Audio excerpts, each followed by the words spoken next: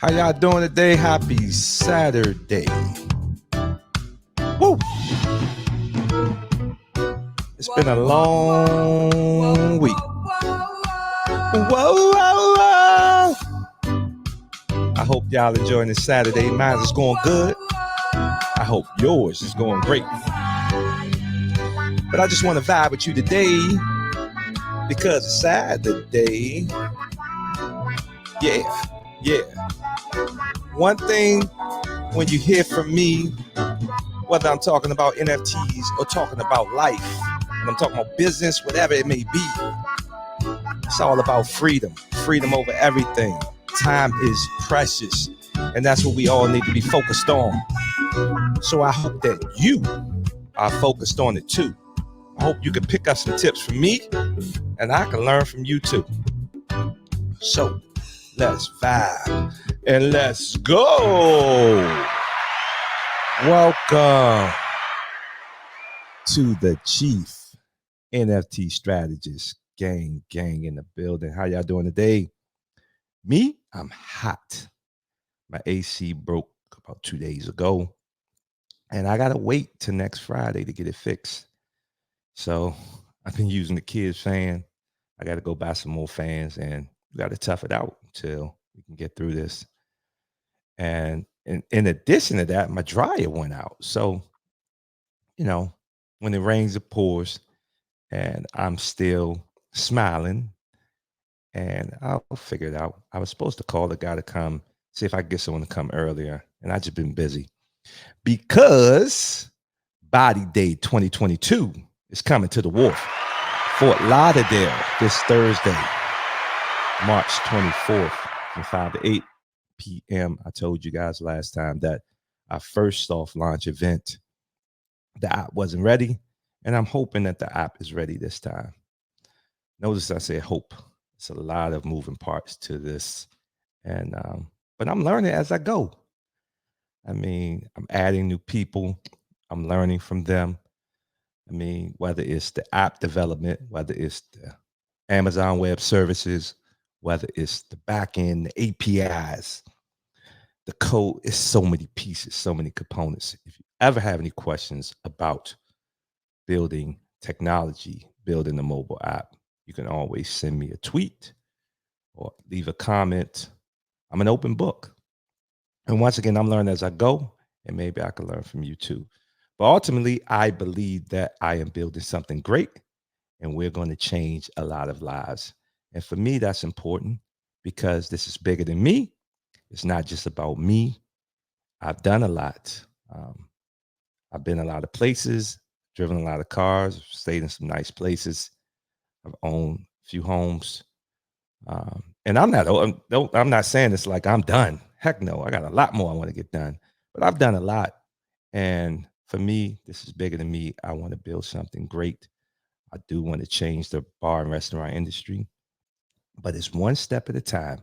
So anyway, I'm going to talk about the topic in a second. Before I do that, I want to do this.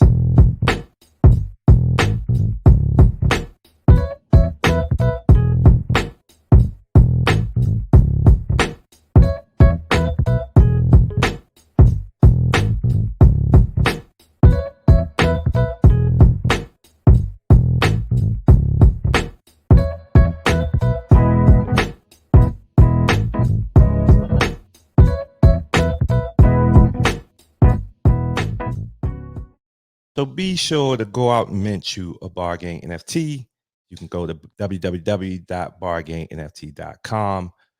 We're going to be talking about Bar Gang a lot more in the next couple of weeks and months as the body relaunches, and you'll see the integration where your Bar Gang NFT will get you discounts and incentives and access to things within the bar and restaurant space. So we're working hard, and we'll be having a lot of updates for you soon. So go out and support us, Bar Gang NFT. So anyway, I'm going to jump right into the topic. So many years ago, I started to take this really strong stance on sports. And I wrote this article. At that particular time, I wrote a lot of Facebook posts. And the response wasn't always so great. I mean, when you start to talk about sports, I mean, that's a big part of my community. That's a big part of everybody. It's a really big part of my community. And so when you start saying things like what I don't like about sports or sports is bad for us, you get a lot of backlash. So, but I was really, really focused on, you know, sports being such a big distraction. So let me share the article with you guys. So I wrote this about 3 years ago, and it says what I hate about sports. And let me read you a little bit from it. It's hard to fulfill your purpose in life if we're constantly distracted, and the real weapon of mass distraction is sports, especially in Black America. Power over me. When the Washington Redskins lost, I used to get so upset that I would be mad for the entire week. When the Washington Wizards traded away Chris Webber, I listened to frustrated fans vent on sports talk radio all day long. Magic Johnson is one of my favorite athletes. And when I was playing Little League football, I cried when he announced that he had AIDS. I mean, everybody thought he was going to die right away. When Barry Sanders retired during his prime, I didn't understand why I haven't liked a football player like him since. See, I'm one of them guys that um, I'm one of them guys where sports is everything Trudy or Trudy Games. because where I'm from, that's where that's how you get out of your situation. So anyway, let me talk a little bit more about this. Let's go back into it. So I spent hard-earned money on season tickets. I had season tickets to the Wizards, the Washington Redskins, the Commanders now. Um, I would stay at the best resort. Oh, I'm sorry, I skipped around and spent hours discussing all sports on message boards. I used to go to the Washington Redskins, extremeskins.coms. I would go to the Washington Post where they would post an article, and then all you did on a Sunday after the game was just see what people were saying about this or that. And I always had the stance where I was going against the media narrative. Anyway, um, I realized while I was spending 4 hours of my day watching the football game, others were enjoying, exploring, experience living in the moment. Eventually, I realized even if my favorite team won a championship year after year, that would better my life. How? And addiction to sports diverts our attention from the realities of life to the realities of a game, which includes emotional and psychological components that are intended to keep us hooked. This game is supposed to be a distraction from the real life, but instead it controls our lives. People care more about who wins the Rockets Warriors game than supporting a cause to prevent injustices in their community. And some may argue that I can do both.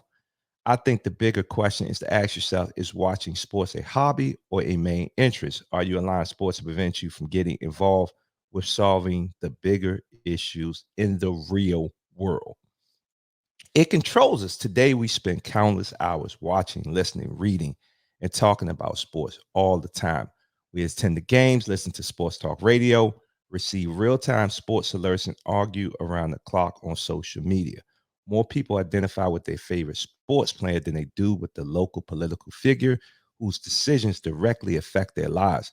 And when we do rally to support a cause, we quickly forget when the big game comes on. I grew up playing every sport that was available. In my community, that's just what you did. When you grow up being young, black, and broke, the opportunities are scarce. Your heroes are the athletes in your hood and the stars on TV. So, in order to fit in, stand out, or make it out, you believe you had to be good at something. The more you practice and played, the less time was spent on reading, learning, and understanding. So, as I aged and matured, I realized that an amazing life, if amazing life was possible without having to shoot a 3-pointer or score a touchdown. Now you can go and read this article. I don't want to bore you to death. I'll read how I wrapped it up. So when you see me out, I would rather have progressive discussions rather than who won the game last night. The problems in the Black community are great. Let's brainstorm how to fix those issues versus spending so much of our time discussing the game. We need more Black founders, political activists, and more importantly, leaders. It took me time, but I accepted that sports own me and my time. And now I have taken my power back. Have you started to retake yours? So, Definitely the link is in the description. Go and check it out. I think I skipped over a part we talked about. I used to go on these really nice vacations. I'd be in Mexico at a really nice resort. And if it was on a Sunday, I had to find somewhere where they were playing the Redskins games, now Commanders. And I realized I was like, none of these people are really thinking about sports. Even if they were big fans, they were enjoying the moment. They were enjoying that trip. They're enjoying that resort. And I was like, hold up, I got to do something different. Like, this is what living is. This vacation is amazing. This place is amazing. I got so many places to go and I got so little time to do it.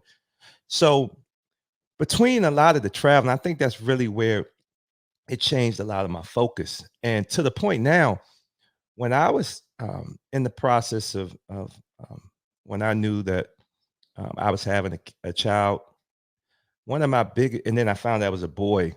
I read everything I could about being a parent. And one of the big things I told myself is, now if he comes out and whatever he tells me he wants to do, I'm going to support it and I'm going to do everything in my power to make sure he's successful and have the opportunity to be successful at whatever those things are. But I told myself that I was not going to push sports on my kid. Now I got two on my kids. And that's what's happened. My kids are older now and they don't really care too much about sports. And and listen, please, please, I know you sports fanatics are going to rip this up and tear it apart because you're going to say things like, well, you can do both. You can be a star athlete, you get a free education. But where I'm from, it don't really happen like that. Most of the star players, they're so consumed with playing the sport that they can't really focus on anything else. And I used to say to like friends that had young boys, I would say, now their situation a little bit different because they may have had their mom and their dad and they had people in their home to not only push them at that sport, but also push them in their academics. But it's not always like that in a lot of our homes, especially in the Black community. So I started to shift my focus and say, instead of us focusing on sports, let's put that energy and effort into reading, into learning, into our education, into science, into math.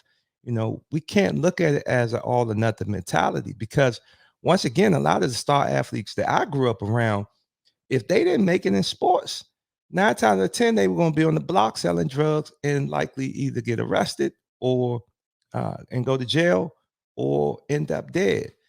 And I'm looking at it like, well, we spend that time really focused on our education, then yeah, we won't necessarily hit it big, but we'll be able to be in a position where we could think for ourselves and create opportunities with our mind. And so I used to do the math with people. I would say, if you really think about, because remember, I played sports. I played football, little league football, and I played JV basketball. Um, and I was pretty good. I always thought I was better, but I was pretty good. But anyway, I would do the math. If you think about even little league football, right? Like we practice, I believe, 5 days a week, and practices would be, I believe, like 2 or 3 hours, and then we would have a game on Saturdays. So I think the only day off was um, Sunday. So do the math: 5 times 3, 15 hours, and then the game is probably like 2, 3 hours, maybe more than that, because you got to get there early, you got to get prepared, you got to practice, then the actual game, and then there's some time afterwards.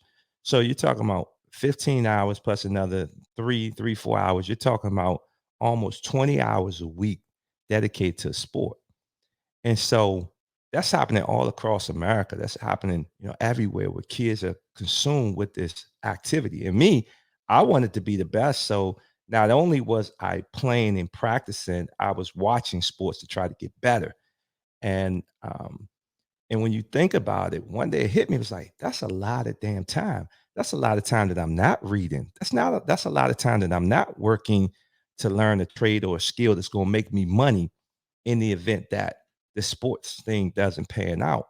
And so I said to myself, when I didn't play my junior and senior year and I went to college, I said, I'm not trying to play no basketball no more. I'm not trying to play any sports no more. I'm focusing on, no, I'm sorry, I didn't do them in college. In high school, when I didn't make the team, I said, nah, man, I'm I'm not thinking about that, man. I'm thinking about my education. I got to focus on the rest of my life. I got to make some money. And it seems like once I made that decision, everything started to click. I had a really good senior year.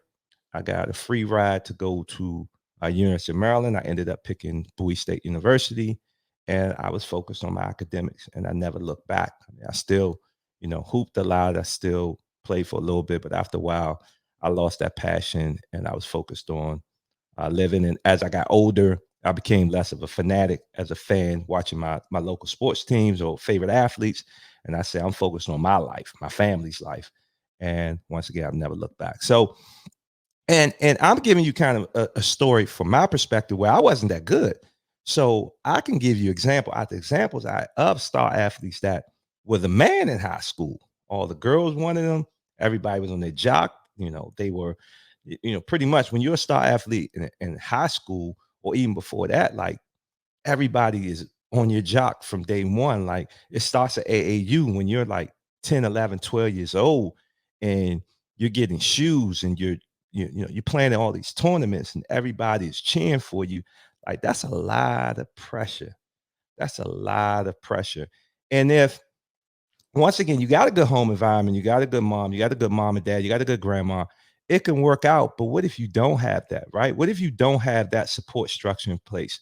What happens a lot of times is that sports has become all you know. That's all you know because that's all that's been, thrown at you. I'm talking about 20 hours a week. Some people are 40 hours a week. Sports, sports, sports, practice, practice, practice, and no time dedicated to, this up here. And that's a problem because even if you're a star athlete and you go to a top college and you make it to the league, right? By the time most athletes are retiring between 35, something like that. That's a long life ahead of you. And for some people, if they got the proper training, if they got someone around them that taught them well, maybe they got a shot. If they didn't burn any bridges, maybe they can get a job for the team they played for or as a broadcaster, things like that. But that's not the norm. Most people, you got to, and I'm not saying these guys don't do this, they're working that, but you got to be able to think of this. You got to be able to go out and make money even after the fact, because even if you made millions in the league, if you don't have a way to continue to generate money, that money's going to run out. So this life is expensive. So anyway, let me jump into this, man, because I thought this was epic. And one thing I want to say, when Michael Beasley was coming up, what I really was drawn to him because one, he came from the county that I grew up in. I mean, he's younger, but he came from the county I grew up in, which is Prince George's County, which is in the DC, Maryland, Virginia area.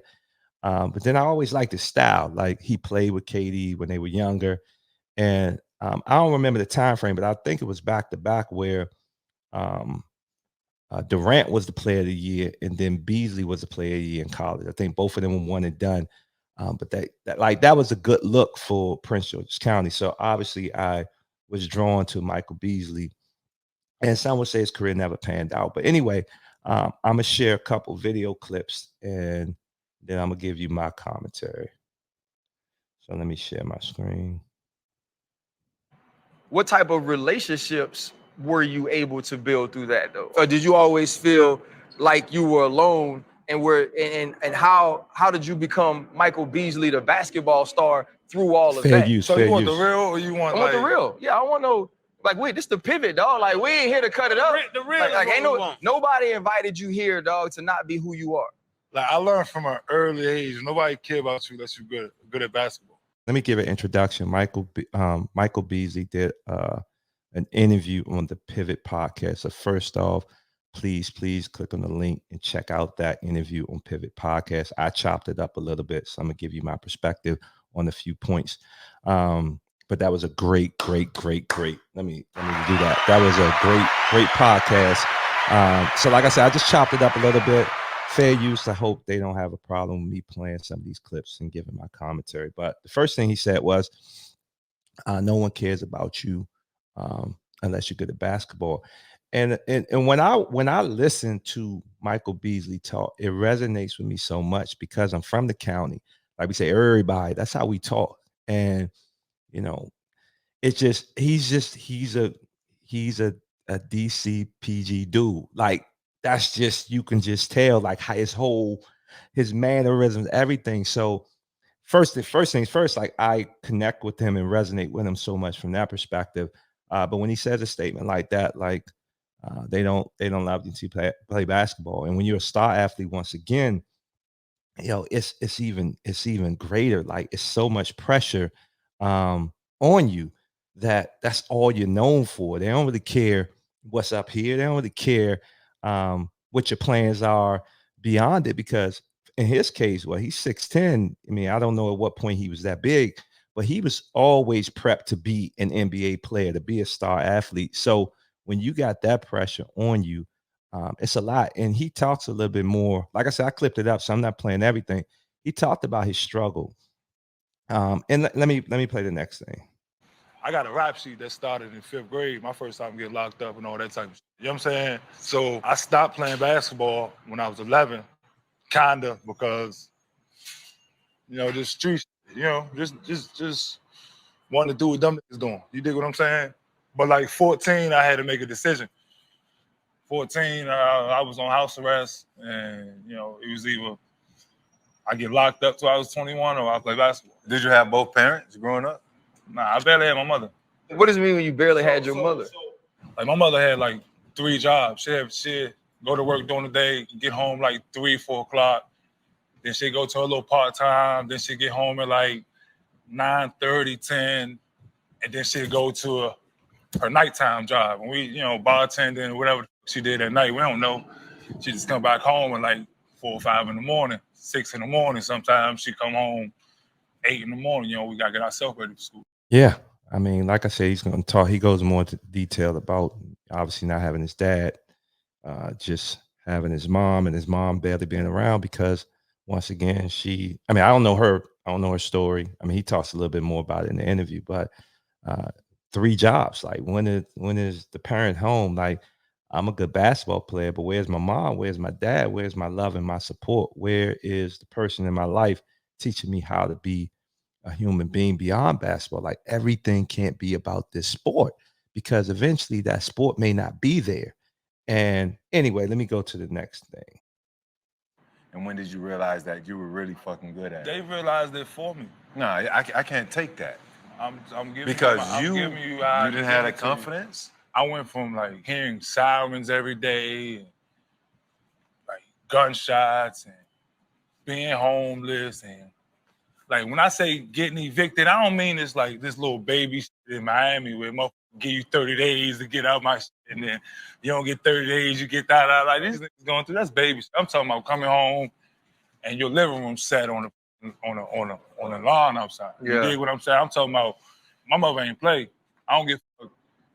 If your brain falling out, that homework ain't done, she gonna whip your goddamn ass. You dig what I'm saying? So living room set outside, we doing homework and shit. You dig what I'm saying? I'm talking Still about. gotta get it. I went from that to soon as I figured out I like basketball to damn, who this white man, who that, Right. who this, who that. And at first it was like family. But then when I got there, like everybody was wanting they check back. Right. You dig what I'm saying? Everybody you thought loved you just love what you could do. And then you start thinking back, like literally, I ain't get invited to no parties, no high school. Nah, I ain't get invited to no dinners, no da. But it was time to play basketball. Hey, Debo. Once again, where is the instruction about life? Like it's basketball, football. Like that's everything. Like that becomes your exit to all of the things that you saw. He talked about those sirens. Like when I was coming up, that's what I remember. Sirens. Like he talked a little bit about they didn't have their own beds, their own rooms. I went through something like that. I always lived in a house with a bunch of people, and you want an escape. Like you're like, I'm not supposed to be living like this. I mean, and when I was coming up, obviously there wasn't no social media, so you didn't even have the outlets where you could see how other people were living, but you just knew it got to be better than this. I think I didn't have my own room until after college because I had a roommate all through college. And then when I got out of college and I was going to grad school, everybody in my grandmother's house ended up moving out. And so I had my own room. But I'm 21, 21 years old, 20 years old, and I'm finally getting my own room. So I understand that. And when you're talented and when you're as good as he was, and you do have that outlet, um, you're good. And everybody thinks, oh man, you should be happy to be good playing that sport. But then everybody leeching on you. Like, when can I actually deal with my stuff whenever I got to pay for this? I got to pay for that. This person wants this from me. This person wants that from me. So you can hear the pain in his voice. Like basketball is all I think about, right? On top of it being the only thing I had to do, it was really the only thing I loved. So that like made it easy. That's what I'm telling you. Like, I ain't really noticed I was in the hood until you came over and seen I had roaches on my PlayStation and shit. Like, oh, you know what I'm saying? Like, we don't know we living bad till somebody around us come around living good. You dig what I'm saying? Like, what's that movie where the football player grew up and he The Blind you know what I'm Side. saying? Blind Side. Michael Orr story. Yep. He got a line in there. He said, I ain't have my own bedroom or something like that. We ain't have our own covers. Like you said, my mother had 5 kids. My grandmother stayed with us, and she got a son that she could never kick out still to this day.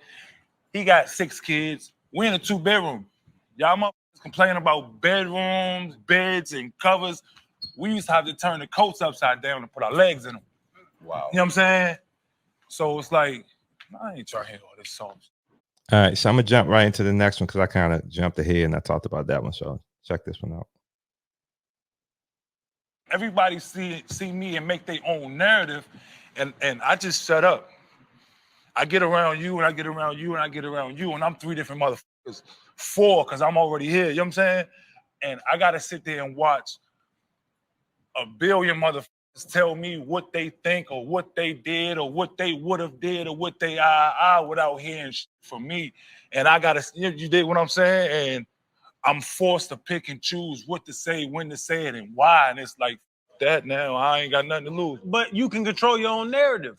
Now, this old podcast, I just told my man, I just pulled up to this. I thought we was on some podcast chill on the couch. Bro, this ESPN. This ain't just what the fuck is you talking about? That's what we don't see in sports, man. Even when you get to the highest of the highs, like, you got to be like the perfect person. And if you have a background like Mike, and they control the narrative, right? Like, you got to do everything, in a proper way. And if you haven't been properly instructed, you're not going to be perfect. And the moment you make a mistake, man, everything is magnified. And the fact that he says something along the lines, I just be quiet. Like, that is a lonely feeling. You got millions of dollars, but you got your whole family, everybody leeching off. You got this and this and that. You mean people for the first time, they're supposed to be buddy, and they laughing and smiling in your face, and then they talking behind your back. Man, that's a lot of pressure, man. And at the same time, right? This is the thing that everybody wants. We want this fame. We want this to make it to the big league. But once again, this is what we don't hear. We don't hear about all of the challenges that come with that. And when you feel voiceless, like, that ain't freedom. That is not freedom. I don't care how much money you got. And I haven't had that type of money. So this is my opinion, but that's not freedom. And you're going to hear more coming from that. And I was telling him about you. I was like, he's a real dude. Like, he's It a ain't real even dude. about being a real dude or a fake dude or a person. I'm me. You dig what I'm saying? I can't be nothing else but me. I ain't real to you. I might be real to you. I might be fake to you. I ain't trying to make everybody else happy, but I got in trouble for that. You dig what I'm saying? Like, I literally came in with here. who? With the world. Everything I did was on a microscope. Everything I did, wrong, right, or indifferent. And all I wanted to do was play basketball.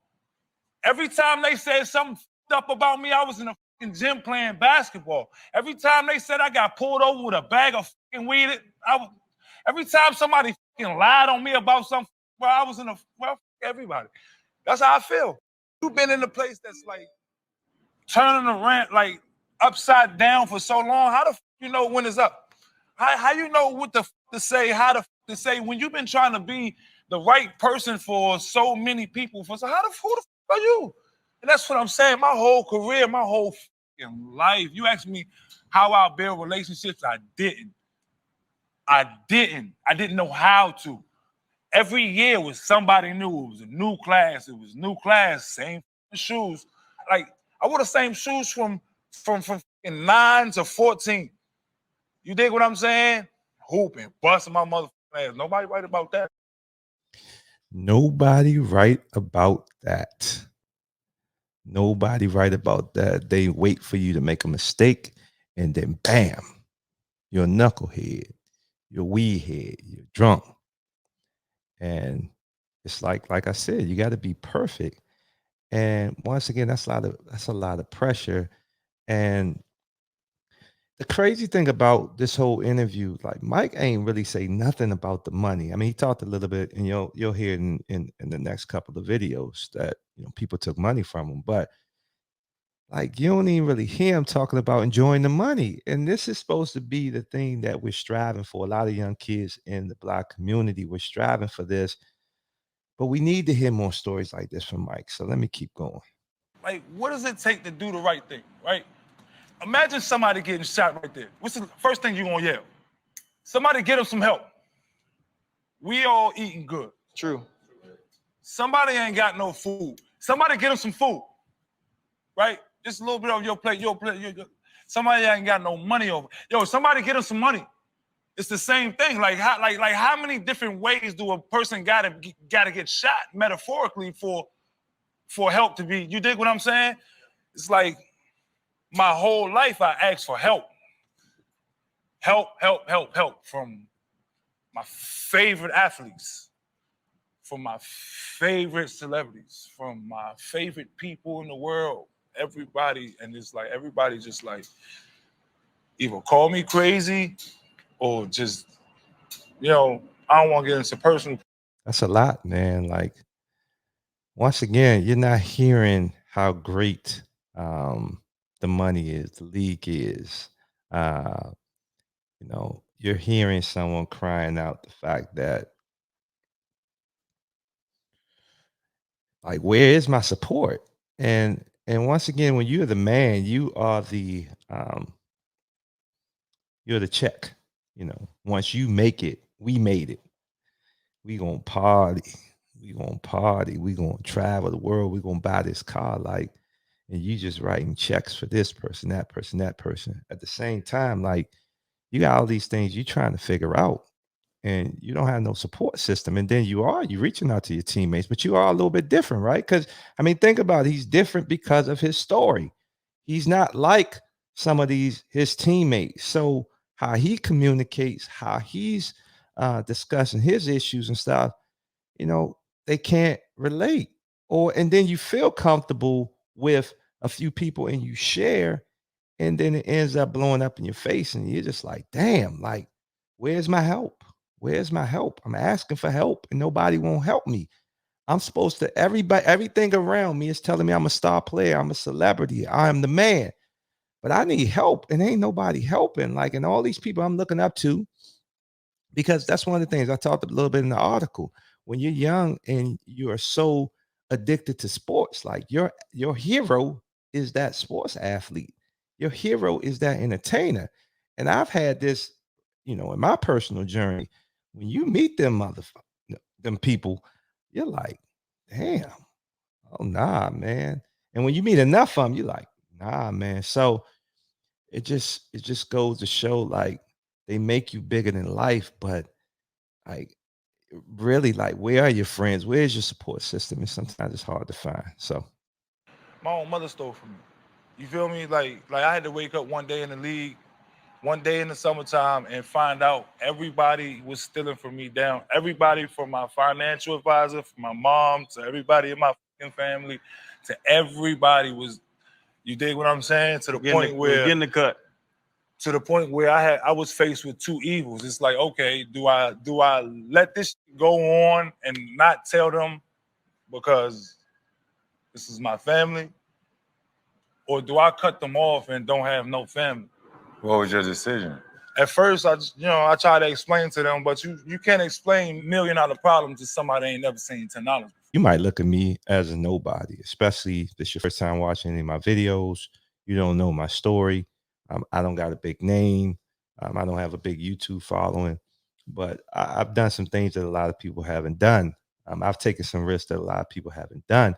And you get to a point where you be looking for somebody to talk to about, you got this business problem that you're trying to solve, and your network, people look up to you and expect you to have all the answers.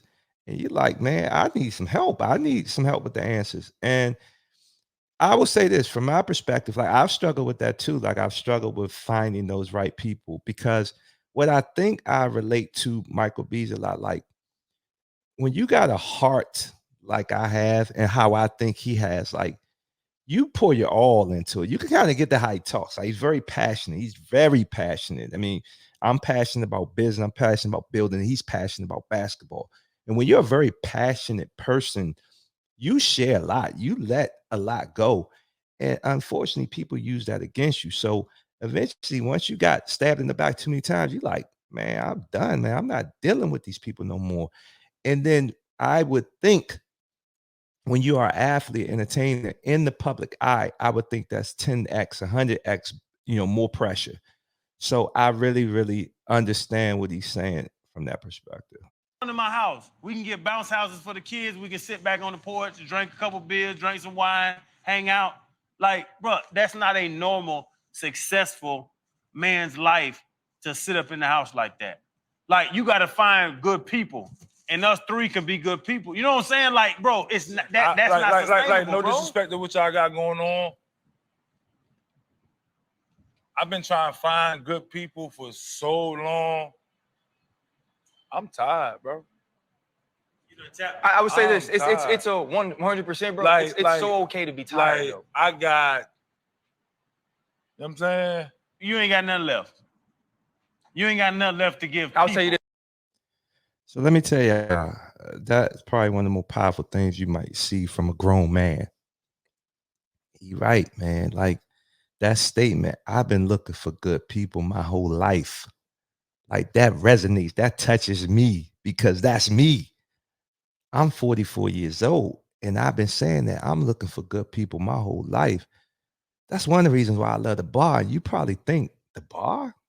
Nah, you find some good people at the bar, because at the end of the day, what Mike is going through right now, as I understand, he's pouring out. I'm sure he keeps a lot of this built in. And sometimes you got to get it out and you got to be vulnerable and you got to be able to talk to people that won't judge you. And that's what I find at the bar. I find, and I have found those people, those conversations, and all of them haven't, turned into buddies. But sometimes just that conversation where you can share and you could be vulnerable, and you looking next to that person, he's being vulnerable or she's being vulnerable. Nobody's judging nobody. Nobody's trying to get in your pockets. Everybody's just being themselves. Like that's why I love the bar. And that's what Mike needs, and that's what he's doing right now. And I applaud him. But I'm gonna keep going. But dog, folks love you, dog. Nobody want to see you go through this. I got me a Beasley jersey out the motherfucking house because I was down here when he got drafted. I think the thing is, man, like so many times as black men, we are asked because of talent to carry everybody. We are not made to carry everybody. Black women are asked to carry everybody. They are not made to carry everybody. Dog, it takes a fucking village, bro. And at some point, you got to have somebody who don't need shit from you, who don't want shit from you, who want to see you win, man. Like we don't do this for us. Yeah, like you want to build these things, but it's about these conversations. It's about bringing people on here and letting them tell their story. When Freddie said, man, you could tell your narrative, tell that shit and I'll preach it too. What we saying is, man, don't give up, and we won't give up. It's hard. It's hard. Like I said, when you are a passionate person, you pour a lot out. A lot of people use that against you. And then when you got money, they really use that against you. Some snakes, man. It's a lot of bad people out here. And I couldn't even imagine Yeah, I can't imagine, right? Because I mean, I'm, like I said, I'm older now though. Like if I'm 20 in my 20s, um, late 20s, 30s, and just having people leech on you, like it's hard. And I get his statement. I understand exactly what you're saying. There are people that want to help you, and I think part of how you find that you got to talk through your issues. Um, but the truth of the matter is hard. It's hard to find those people. Um, and that's why I'm such a big proponent on self-care, self-love, self-worth, meditating, praying, um, really, really falling in love with yourself. And that may sound cliche and it's easier said than done, but you have to, man, because every time you give energy to other people, and they're not the right people, and you don't have the discernment, or you didn't have the upbringing or the teachings to help you identify good and bad and right and wrong for you, you're going to consistently keep falling in that trap. So you got to figure out a way to love yourself more, to really build yourself up. And I think once you understand more and more about you, it's going to help you be able to determine if this person is a legitimate person that should be on my team, somebody I should be interacting with, um, or not. And then also, you got to really study your past. You got to study how you've been burned, man. I've been burned at one point, and I think I said this on my show with my cousin, is that I felt like at one point when I was coming up, and I grew up in Prince George's County, remember that. I feel like every dude I rolled with did some cruddy stuff to me. Man, I had dudes riding in my cars with pistols and didn't tell me. I had somebody steal my car when I was being nice and left them in the car because they forgot their ID. We went to club. They drove my car and crashed it. Man, I had the closest dudes that was calling me family, stabbed me in the back. Man, the list goes on and on and on. And eventually, like you got to look back at my past, man. You might even got to write it down and say, damn, I remember when that happened. Okay, I got to make sure I watch for that for the next dude. I got to make sure I watch for that. And that's why, for me, I'm a big proponent of traveling. I'm a big proponent of just meeting people in neutral grounds, meeting people that have um, no skin in the game in terms of what I'm doing because they're doing their own thing. So, that may be what Mike Beasley got to do. I don't know what his money situation is. A lot of cats don't like traveling out of the country. Sometimes, man, you got to put yourself in a situation in places where they don't know who you are. They don't care you are. They just living and enjoying life. For me, that's the bar, and especially at the bar when I'm traveling around the world. So, that would be my 2 cents from just the follow up to that. But let me keep going. Being black is so fake right now. It's like motherfuckers only care when when it's time for somebody to die and the cameras to show. It's like, bro, motherfuckers is out here showing every day that they need help. It's in the music, and we only listen to it to these die. It's like, bro, everybody out here needs help, and everybody walking around this motherfucker like they got it all together. Ding, ding, ding. That's social media for you. Everybody is lying how they got it all figured out. And the fact of the matter is, you never have it all figured out, right? Like we supposed to be there for each other. We supposed to be helping each other. When you down, I pick you up. And I'm gonna tell you, I'm looking right in this camera. And listen, let me tell y'all straight up. I thought about this recently. Like, I don't want to be a big time YouTuber. I don't even want a whole bunch of comments, man. Like, if you want to, message me, you can certainly hit me. If you want to leave a comment, do it. But like, I'm not doing this for no fame, for no money. I'm doing this for just to speak my truth. And if that comes with it, we'll see how it goes. I'm cool with it, but I don't want all that, man. It's a lot of pressure. Um, when people don't think you're doing well, and but anyway, let me go to my point.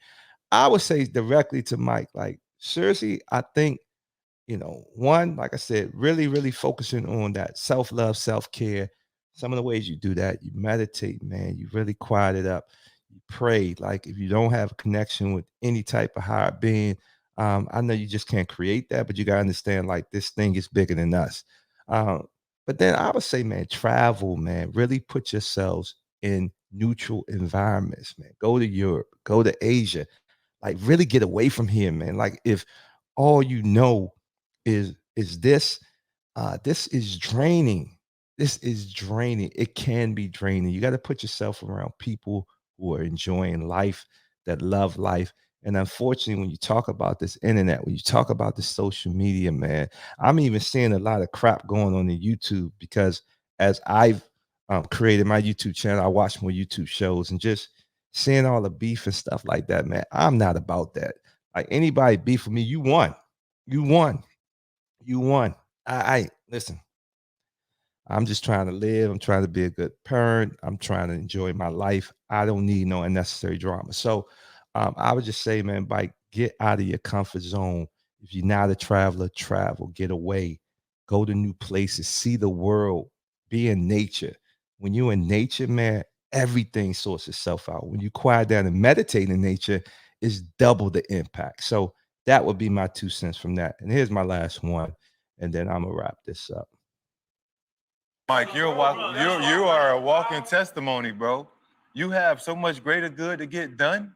You talking about all these kids that came up like you, the kids that are gonna go through a lot of the same shit that But you. Freddie, you came up like him. But I'm talking about the kids that are coming up.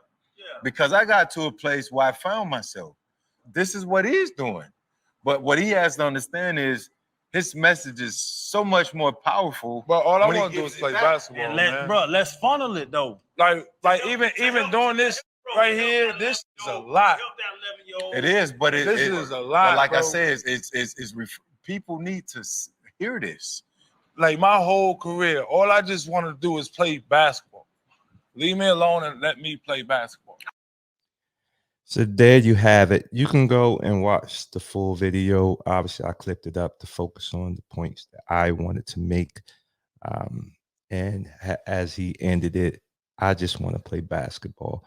When you're, this is once again my opinion, what I think. When you're someone like Mike, like you passionate about that. That's all you want to do. It's me, man. I just want to build, create businesses. Like I don't want to deal with all the crap, man. That stuff is stupid to me. Like he says stuff like that in his interview. Like I don't care about none of that. I just want to play basketball. And once again, so my argument in the article that I wrote, what I hate about sports, it really focused on the fact that sports consumers, we spend so much time with it. And then once again, if that thing doesn't work out, what am I going to do? And that's my problem with it. Obviously, basketball allowed someone like Mike to escape those impoverished situations. And, it's up to us individually to make the best of it.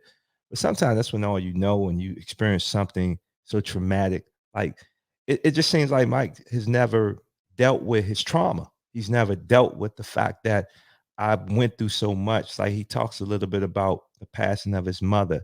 He talks a little bit about his uncle getting locked up. He talks about a lot of different things. Like the fact that I just think that he hasn't really processed or even dealt with that trauma. He hasn't managed his dark passenger, the things that really trouble him. And part of the reason why is because everything is basketball, whether he's playing and they're telling him what he's doing, what's not doing. If he make one mistake, it's in the news. Everybody's heckling him. And when you're someone like him and you're passionate, like that just drains you. It drains you. It drains you. So I would just end with this point. As far as the article, what I hate about sports, I think that if we are a parent, we're raising a kid, whether they're a star athlete, just getting started, or just playing leisurely. I think one thing we really got to focus on is really teaching the kids how to use this, how to think for themselves, how to eventually create opportunities using their mind. Because with that, when we focus so much on that physical, what happens in situations where your physical abilities go away, and even not even extreme as that, like an injury or anything like that.